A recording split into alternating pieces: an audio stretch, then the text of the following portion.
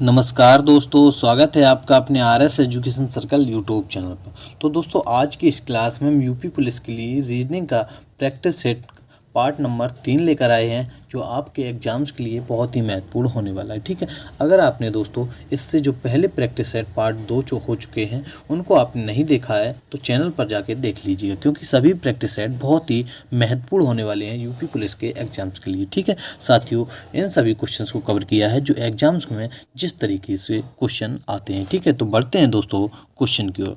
हमारा पहला क्वेश्चन पूछा गया है कि नीचे दी गई श्रृंखला में अगली संख्या क्या होगी। तो दोस्तों आपको बताना है जो ये श्रृंखला दी गई है इसमें अगली संख्या क्या होगी।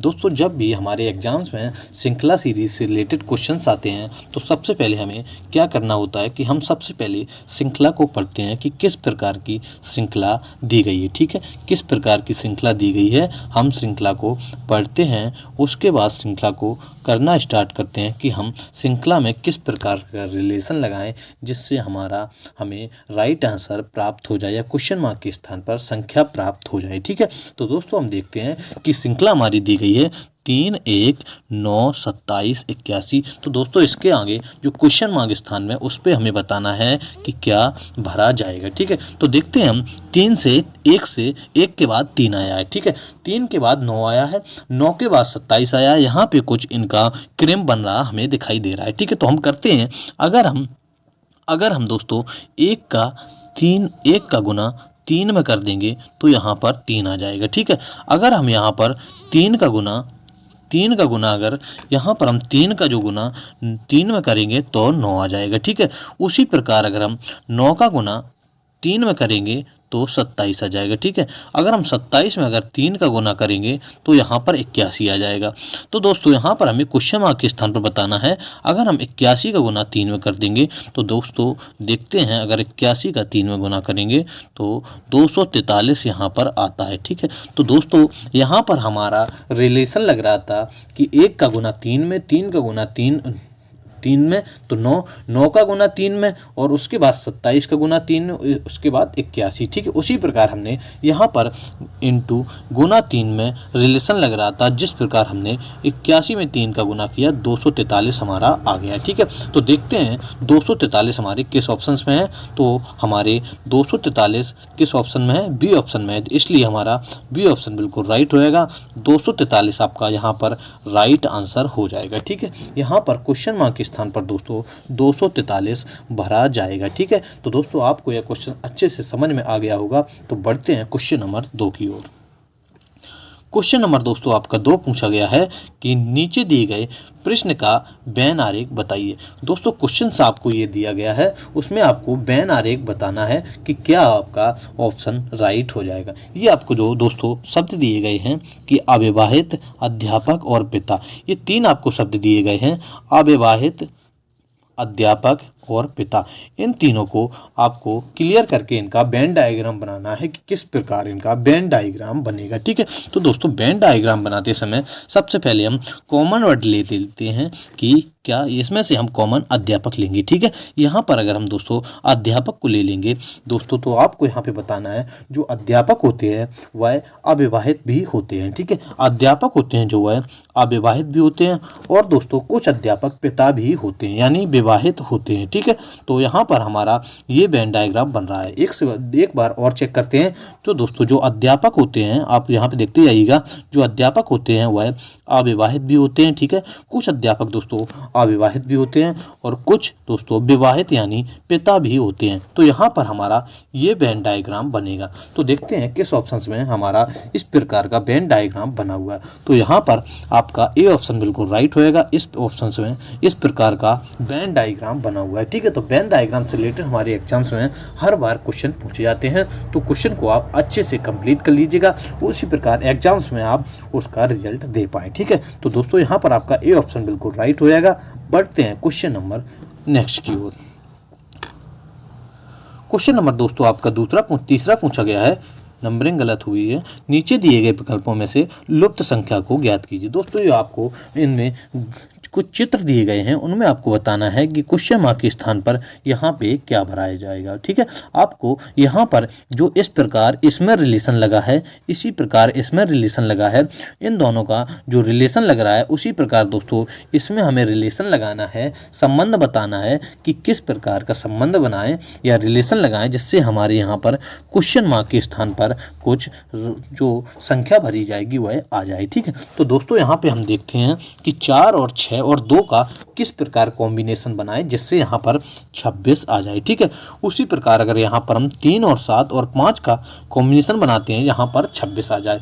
उसी प्रकार यहाँ पर 5 और 8 और 4 का दोस्तों कॉम्बिनेशन बनाए जिससे यहाँ पर हमें क्वेश्चन मार्क के स्थान पर संख्या प्राप्त हो जाए, तो हमें यह क्वेश्चन सॉल्व हो जाएगा। ठीक है, तो दोस्तों अगर हम देखते हैं यहाँ पर 4 और अगर 6 का गुना कर देंगे, 4 और 6 का गुना कर देंगे, 2 ऐड कर देंगे दोस्तों, जोड़ देंगे तो 6 और 4 का गुना करेंगे तो 24 आता है। 24 में अगर दोस्तों 2 ऐड कर देंगे तो यहाँ पर 26 आ जाता है। ठीक है, तो दोस्तों ये हमारा रिलेशन तो सही हो गया। ठीक है, उसी प्रकार अगर इसमें हम करेंगे 3 का अगर 7 में गुना कर देंगे दोस्तों, यहाँ पर अगर हम 5 ऐड कर देंगे, 3 का 7 में गुना करेंगे 21 आता है। उसके बाद अगर हम 5 ऐड कर देंगे तो 26 आता है। ठीक है, तो हमारा ये भी रिलेशन सही हो गया। तो दोस्तों दोनों में हमारा एक ही रिलेशन लग रहा है। उसी प्रकार अगर हम इसमें रिलेशन लगाएंगे तो हमारे क्वेश्चन मार्क के स्थान पर आंसर आ जाएगा। ठीक है, अगर हम 5 और 8 का दोस्तों गुना करेंगे और 4 ऐड कर देंगे, 5 और 4 का 8 का गुना करेंगे तो 40 आएगा दोस्तों। उसके बाद 4 ऐड कर देंगे तो यहाँ पर 44 आएगा। तो देखते हैं दोस्तों किस ऑप्शन में हमारे 44 दिया गया है। तो यहाँ पर आपका राइट आंसर हो जाएगा, आपका राइट आंसर ऑप्शन डी हो जाएगा। 44 यहाँ पर राइट आंसर आ जाएगा। ठीक है दोस्तों, यहाँ पर 44 आपका बिल्कुल राइट आंसर हो जाएगा। ठीक है, तो दोस्तों इसी प्रकार बढ़ते हैं हम क्वेश्चन नंबर 3 की ओर। क्वेश्चन नंबर दोस्तों आपका 4 पूछा गया है कि एक पिता की आयु उसके पुत्र की वर्तमान आयु से दोगुनी थी। दोस्तों आपको यह क्वेश्चन बहुत अच्छे से पढ़ना है क्योंकि यह क्वेश्चन लेंदी है बस, लेकिन बहुत ही आसान है। ठीक है दोस्तों, आपको बिल्कुल छोटे से क्रम में यह क्वेश्चन हम बताएंगे। एक पिता की आयु उसके पुत्र के वर्तमान आयु से दोगुनी थी। ठीक है, यदि उसको पुत्र की जो वर्तमान आयु है वह 20 वर्ष है। पुत्र की दोस्तों वर्तमान आयु 20 वर्ष दी गई है। ठीक है, 20 वर्ष दी गई है।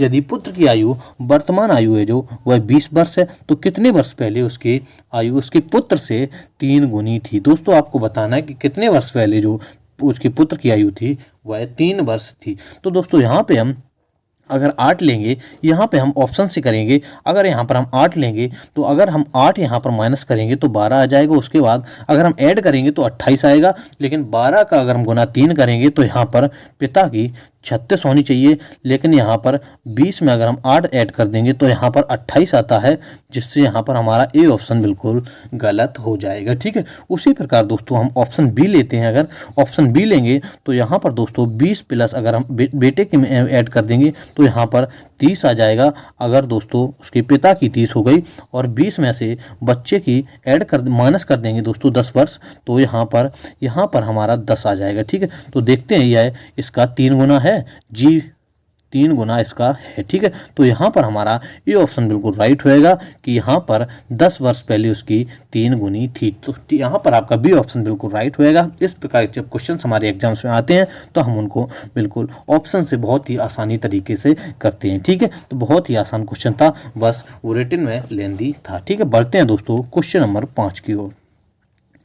क्वेश्चन नंबर 5 आपको पूछा गया है कि सुबह 8:30 बजे एक घड़ी की दोनों सुइयों का बीच का कोण क्या होगा। दोस्तों आपको बताना है तो सुबह 8:30 बजे जो दोनों सुइयां होती हैं घड़ी घंटे और मिनट की, उनके बीच का कोण क्या होगा। दोस्तों सबसे पहले तो हम घड़ी बना लेते हैं। ठीक है, सबसे पहले यहाँ पर हमने घड़ी बना ली दोस्तों। ठीक है, उसके बाद यहाँ पर मैंने कर दिए 3, 6, 12 और 9। ठीक है दोस्तों, यहाँ पर हमने घड़ी बना ली। उसके बाद आपको बताना है जब 8:30 बजे एक घड़ी की दोनों सुइयों का बीच का कोण क्या होगा। दोस्तों जब यहाँ पर 8:30 बजेंगे, यहाँ पर आपको देखना है जब दोस्तों यहाँ पर ये 7 हो गए, ये 8 हो गए, ये 8:30 अगर ये बजेंगे 8:30 8, ठीक है। 8:30 बजे बताना आपको कि दोनों घड़ी की सुइयों का बीच का कोण क्या होगा। तो दोस्तों आपको यहाँ पे अज्यूम करना है कि अगर 8:30 जब बजेंगे तो जो मिनट की सुई होगी वह 6 पे होगी, ठीक है। मिनट की सुई 6 पे होगी और जो घंटे की सुई होगी वह दोस्तों 8:30 बजे होगी, ठीक है। इस पे होगी 8:30 बजे होगी। तो हमें यहाँ पे पता है कि एक जो घंटा बराबर डिग्री होता है वह दोस्तों 30 अंश होता है, ठीक है। क्योंकि हमारा पूरा सर्किल 360 का होता है, इसी प्रकार हम यहाँ पे 30 अंश का होता है। तो यहाँ पर 6 से 8:30 तक जाने पर यहाँ पे 2.5 घंटा लग गए, ठीक है। कितने 2.5 घंटा यहाँ पर लग गए। तो यहाँ पर हम गुना कर देंगे 30 का अगर 2.5 में गुना कर देंगे तो दोस्तों यहाँ पर 75 डिग्री आ जाएगा आपका, ठीक है। तो 75 डिग्री दोस्तों यहाँ पर कोण बनेगा। तो देखते हैं किस ऑप्शन में हमारा 75 डिग्री दिया हुआ है। तो यहाँ पर आपका बी ऑप्शन बिल्कुल राइट होएगा। 8:30 बजे दोनों घड़ी की सुइयों का बीच का कोण 75 डिग्री होगा, ठीक है। दोस्तों बढ़ते हैं नेक्स्ट क्वेश्चन की ओर। क्वेश्चन नंबर आपका 6 पूछा गया है कि दिए गए शब्दों को सार्थक क्रम में व्यवस्थित कीजिए। दोस्तों यह आपको शब्द दिए गए हैं, इनमें आपको बताना है कि सार्थक क्रम इनका क्या होगा।